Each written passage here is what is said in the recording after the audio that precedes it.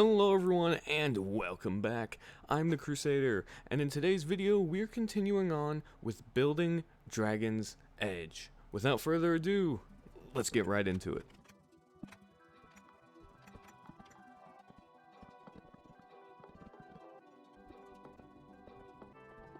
The first thing on today's list is going to be working on the ballista that Astrid has on top of her house.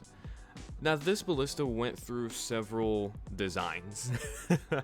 Some were angled upwards, and others I tried to have already drawn back with an arrow knocked and ready to fire. But I eventually ended up settling on this design here.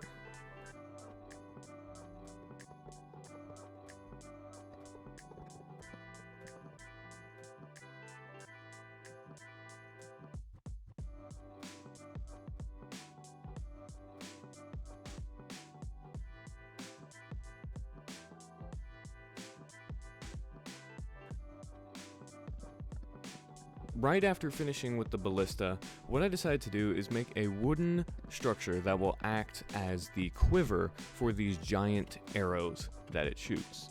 At first I thought about making 4 arrows just all kind of together, but they ended up looking like one kind of just thick arrow, and I didn't like how that looks.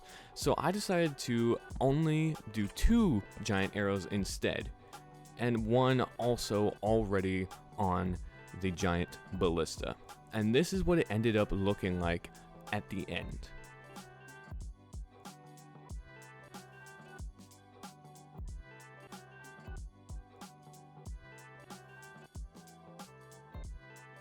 Right after finishing up the ballista, what I did is I moved over here to work on the stone pillar that Fishleg's house is going to sit on. So Fishleg's house was way too big and this pillar is way too small, so I ended up pretty much destroying the whole thing almost, and I had to rebuild it and make it bigger. Now what I did with the cliff as well is I went around and I made the cliff wider, so then there would be more space to add more details and other things.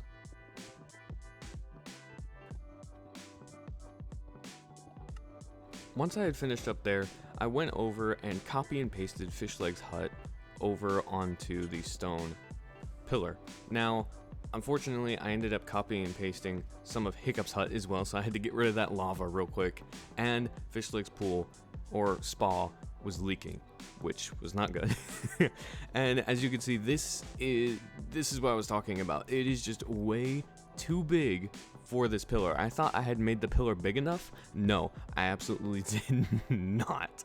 I didn't fully comprehend how big Fishleg's hut was going to be. So after a while, I made this little dirt patch to figure out how much bigger I was going to need to make this column or pillar. And oh my goodness. I'm gonna have to make this thing so much bigger than it already is. So I had to go through a 3rd time and destroy this, so then I can make it even bigger. Now I know what you're saying. You could just build off of it, and then you won't have to go through and destroy everything. Well, I wasn't thinking. What? I just wasn't thinking. I got annoyed, really, because I didn't realize until later that his hut is on a pillar and not right there by Hiccup's. So like I said, I don't know if I was imagining it or what, but I destroyed it and I went through and made another one. Now here I'm just sitting here watching these fish, knowing full well if they do not jump out that I'm going to end them. And well, let's just say not all of them did jump out.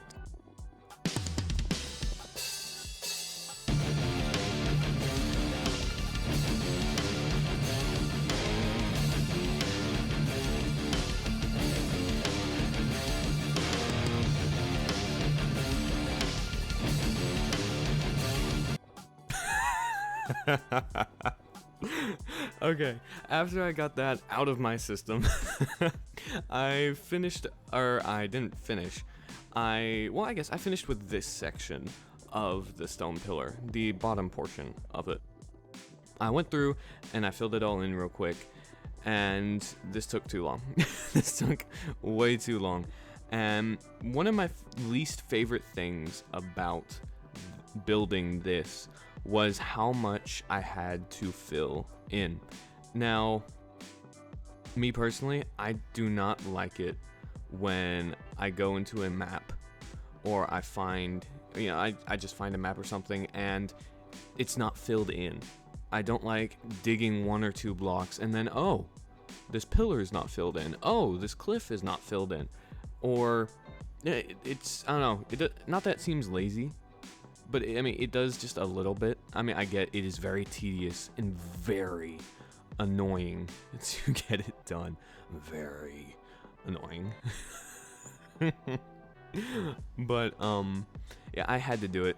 I don't like it when there's just empty space and it wasn't used for anything. So either I'm gonna fill it in or I'm going to incorporate some kind of little Easter egg or detail into there. I'm not just gonna leave it empty. After going through and texturing his pillar, this is what we are left with. Now I do make some minor adjustments later on in the episode.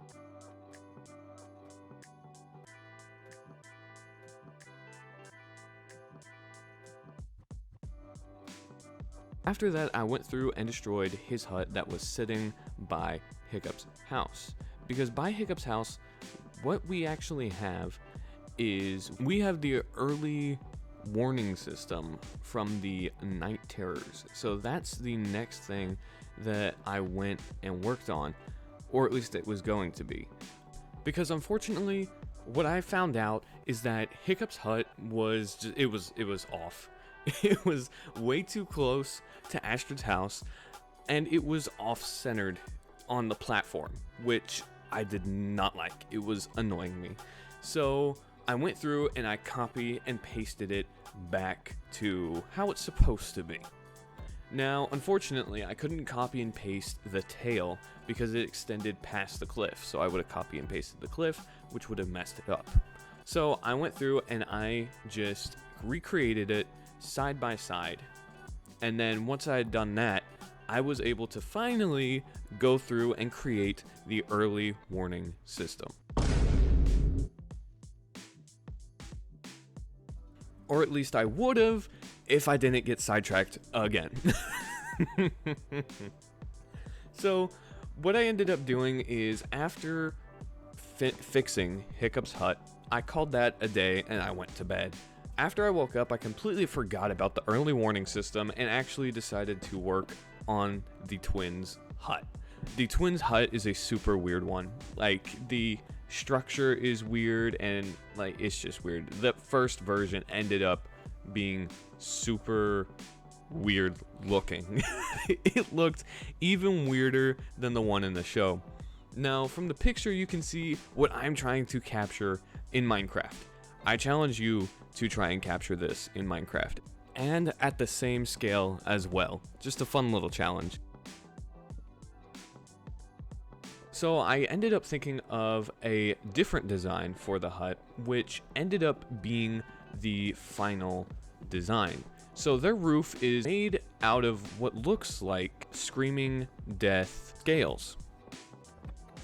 Now, all these scales are stitched and held together by these wooden beams. So I went through and added several holding the roof up. Now, on their house, they have a barf and belch paint job. So what I ended up doing is making these wings. At first, I made them just straight vertical, but then I decided to make them angled. And after playing around in the command menu, I found these blocks right here that look so much better, and they sort of match the figureheads better as well. I went through and I replaced all the blocks that I had there originally with these green blocks here. Now, I wish I had known that these were a thing for some of the other builds. And I used these ones with nails right here because they look like scales or the spine of a dragon.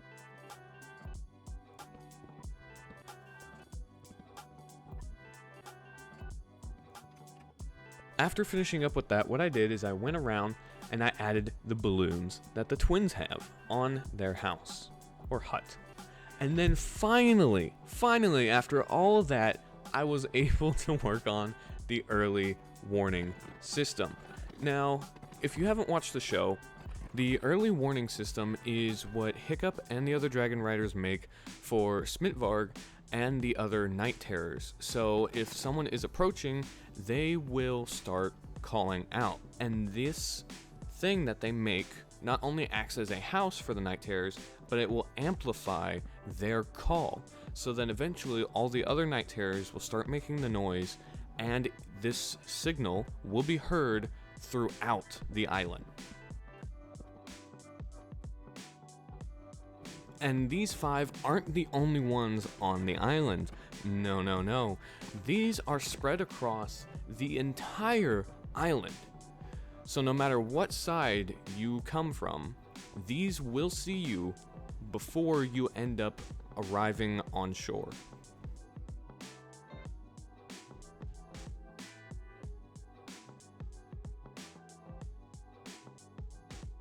And this is how the island is looking so far. We have all the warning systems set up, and we have most of the buildings completed. And to add some extra detail into these places, I'm going to go through and make some of the books that the twins made and probably made. So this first one is how to do the Great Beyond on 10 gold a day. And this episode, or the episode that this is in, is the episode when the Great Protector ends up going to Vanaheim to finish life.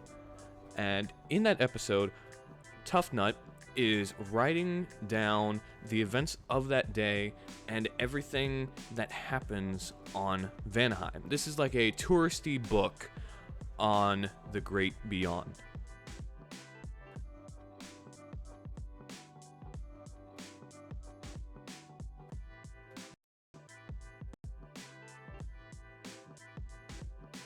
I'm going to leave me writing both of the books in here so then y'all can see all the Easter eggs and things that I put inside. And a bunch of these words, I tried to purposefully misspell them because I figured, maybe since they're Vikings, they didn't know or wouldn't know how to spell all the words correctly, especially it being Tough Nut. So, I'm going to leave this in here so you can see all the different details and things that I add.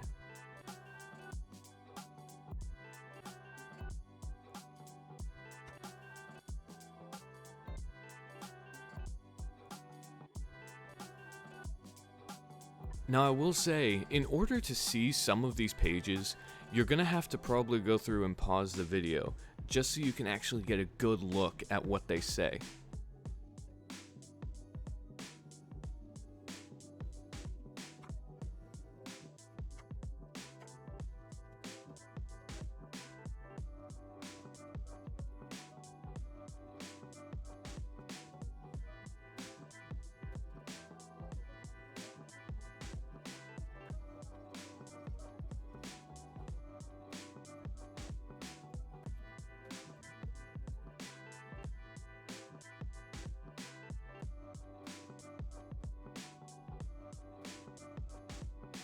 Now, unfortunately, the name was too big for the book, so I had to go through and give it an abbreviation instead. And then after that first book, we started on a second book, which is when Barf and Belch are saved by Hiccup, and they have to repay him. The twins come up with a bunch of different ideas to get them away from Hiccup.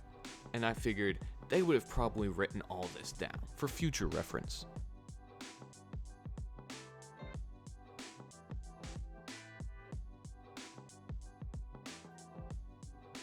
After doing all that, I realized I hadn't done the training academy yet, or the training arena. There we go. Academy. What?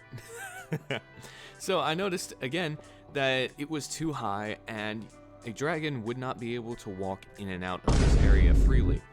So I had to go back through and make it more accessible so dragons and riders can walk in and out without a problem. Here what I'm doing is I'm going through and building the actual contraption or the structure that makes the arena open and close. This one didn't turn out so well. It's looking a bit off, and I didn't like how the red thing was just floating there. So I went through, destroyed it, started from scratch, and decided to make another one. And here's what we ended up with. We ended up with this structure, which I think looks pretty good for what I was trying to accomplish. Now, after I completed it, or I haven't added the details, but after I got the base of it down, I went through and I tried to make the canopy that opens and closes to protect the arena from the elements as well as the villainous dragon riders. Now, in order to open and close the arena, there are two massive gears that are used for this. And to use these gears, I used these iron blocks, as I believe they were iron, as well as trapdoors that looked very similar. And this is what we ended up with.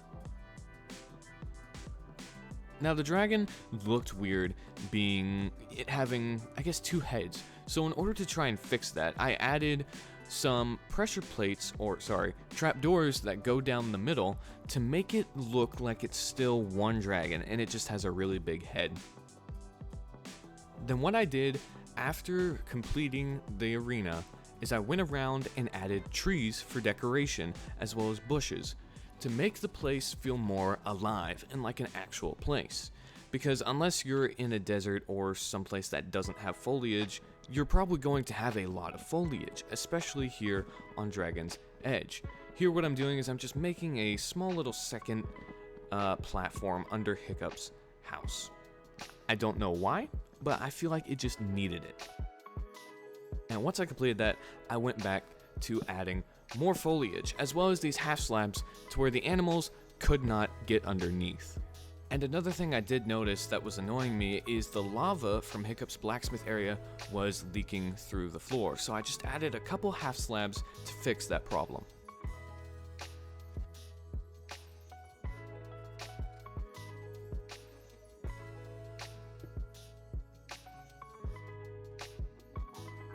When the volcano on Dragon's Edge erupted, several lava streams also erupted in random spots around Dragon's Edge, and that's what I'm building here. One thing I did really like to do while building Dragon's Edge was sculpt some dead trees. Now, this tree didn't fit the theme too right because it was next to lava, so what I ended up doing is replacing the oak with acacia later on. But I went around the map and made a bunch of these dead trees.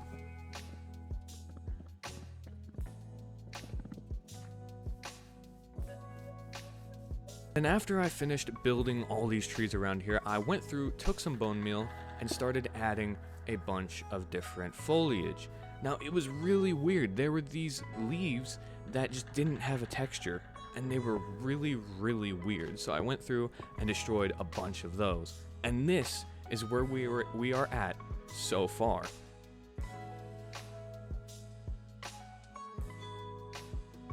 Here what I'm doing is I'm making a staircase that leads up from the ground level of Dragon's Edge to the twins' house and then to the clubhouse. And this is it right here. I figured I wouldn't show too much of me building it because it's just spiral stairs and a wooden cage around it.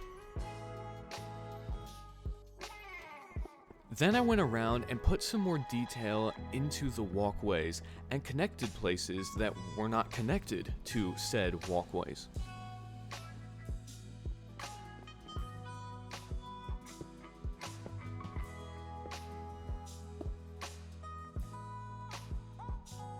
And what you're seeing me do here with the buttons is making it look like that there are nails or iron stakes inside of all these logs, holding them together and holding them to the ground.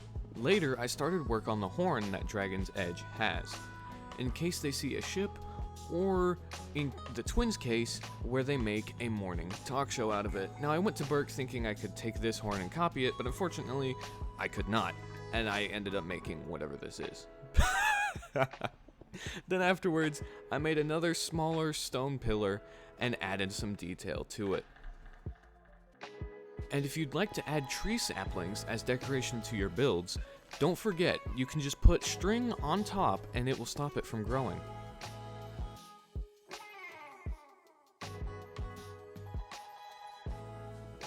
I then went into the caves and started adding detail, as well as the teleportation that I was talking about, to where you'll be able to go throughout the caves in case of an emergency and you need to stay hidden.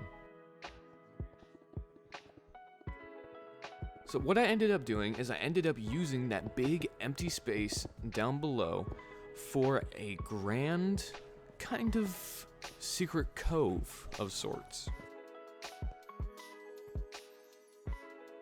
If you want the teleport commands, it's simple.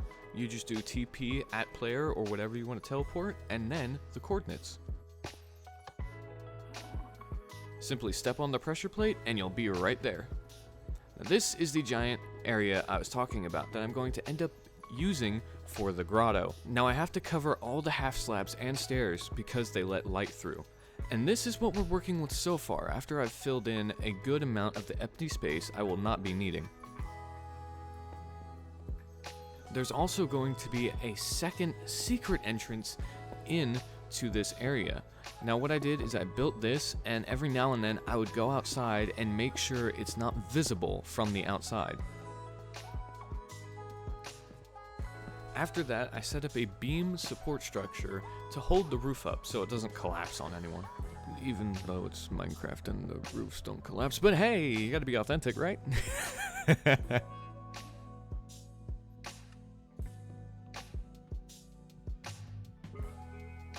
Now what I'm going to do is I'm going to do a quick walkthrough of the cave system and how it looks.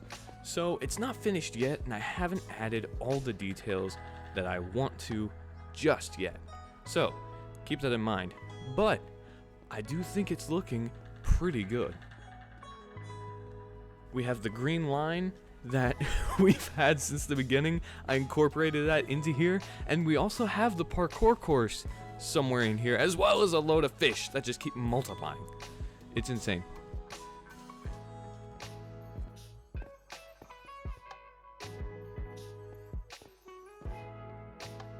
And this is the second passage that leads out of Dragon's Edge. Now for this one, you're probably going to want to bring a dragon with you in order to escape because, yeah, it's just a complete drop off the cliff. And Dragon's Edge is just right there. And this is the cliff here. So you don't go too far, but you go far enough to get away from the danger. Unfortunately, that is about all the time we have for today. We did get a lot done though. We managed to build the twins' hut, Astrid's ballista, the training arena, as well as the cave system, and some stone pillars, or spires, whichever you prefer. While I'm going through and showing you an overview of these builds, I want to remind you that if you enjoyed today's episode, please consider leaving a like. It lets YouTube know you enjoyed the video and helps others find it. And if you don't want to miss out the next time I upload, please consider slaying that subscribe button. It would be greatly appreciated. Thanks for watching, guys. Till the next crusade.